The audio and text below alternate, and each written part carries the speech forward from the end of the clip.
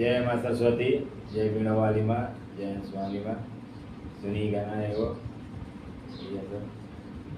हाथ में रुमाल लेके, हाथ में रुमाल लेके पोछताड़ू गाल हो बोब कोट में, कोट बवले बैड़ू बैल हो बोब काट में, कोट बवले बैड़ू बैल हो बोब काट में। और का नकिया में नतुनी शोभे कनवा में बाली, नकिया में नतुनी शोभे कनवा में बाली, पटना शहरिया में धीरे धीरे जाली।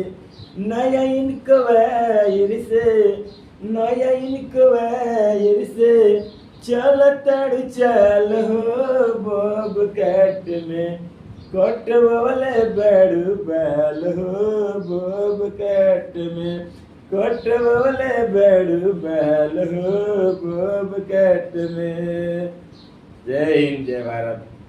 अच्छा लगल तो लाइक कमेंट शेयर करी भैया, सपोर्ट करी, आगे बढ़ाई। Thank you.